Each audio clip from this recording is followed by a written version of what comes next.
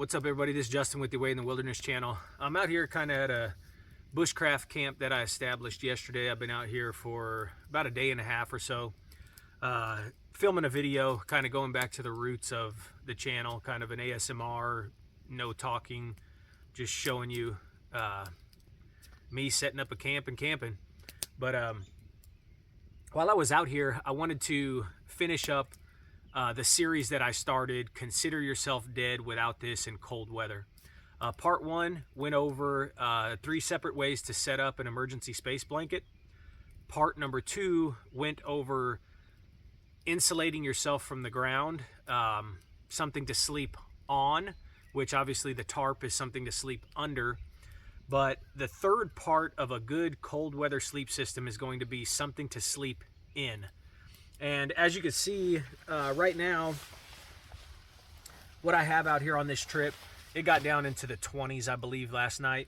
I have the black bag from the military modular sleep system, the MMS or MSS sleep system. This is the black bag only. I do not have the green bag that goes inside, but I have slept comfortably with this black bag down into the teens. And I also have the Gore-Tex bivy that the sleeping bag kind of snaps into. And in this setup that I have going on right now, which if you watch part 2 of the Consider Yourself Dead series, part number 2 in that series, I pretty much had this same setup going on. I piled some leaves together and some debris from the ground, and I used a couple 55-gallon drum liners, and I just threw it over the top. And this is the same concept. The only difference is I have the Gore-Tex bivy, which is going to give me a barrier from the moisture. And so that's the reason that I have this Gore-Tex bivy snapped onto this, to kind of keep my sleeping bag, I should say, from getting wet, and in turn possibly getting me wet. Because some of this debris is a little bit moist, at least when I first put it down. It's pretty good and dry now, because your body heat is going to kind of heat up this whole area. And that's what the leaves and the debris is intended to do. It's intended to trap a lot of that body heat. So overnight, it dries out a little bit. But, you know, obviously my tarp here is not the emergency space blanket that I showed in the video, but it's tarp. You could set it up in the same configurations that I had the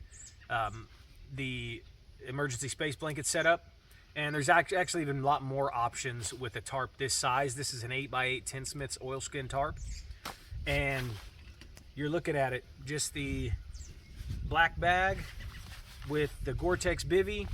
And what I did is I made kind of a bed here, a frame, just using some deadfall from the ground.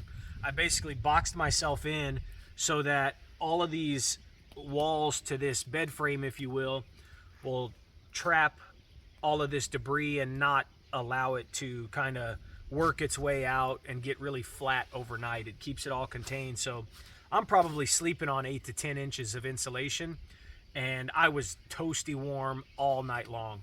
The back of this tarp kind of catches it and doesn't allow it to go this way, because the tarp is staked all the way to the ground.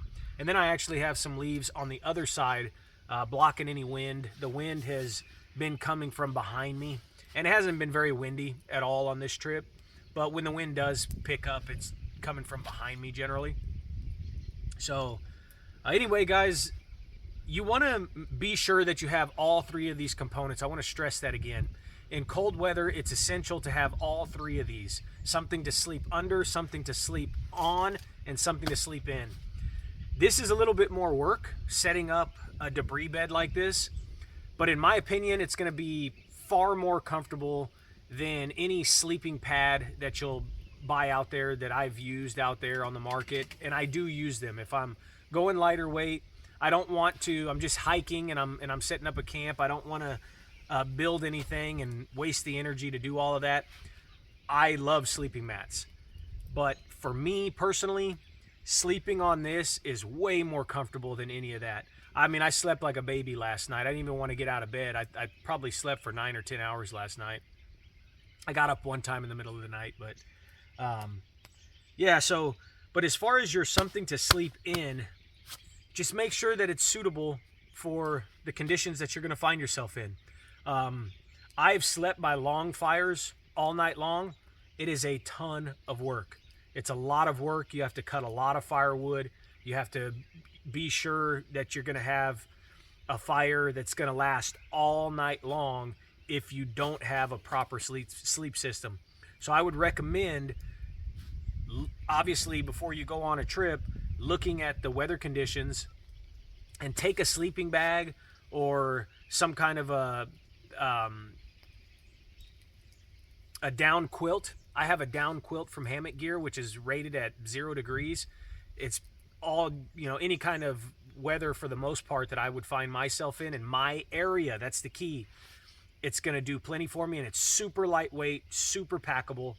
And throw that in there with a good sleeping mat, blow-up air mat that has a high enough R value. That's really what you're looking for.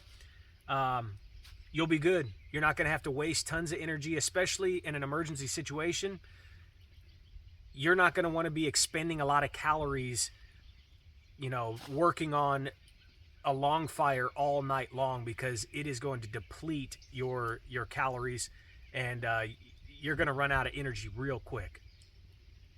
But yeah, guys, simple. You don't need a whole lot, but just be sure that all three of those components are in your sleep system. Something to sleep under, something to sleep on, and something to sleep in. Please do me a favor, guys. Go check out the other 2 videos to this series. I'll leave the links in the description box below. And go check out this camping video if you get a chance, guys. Please like and subscribe to the channel. And what else? Happy New Year. God bless. You guys have a great day.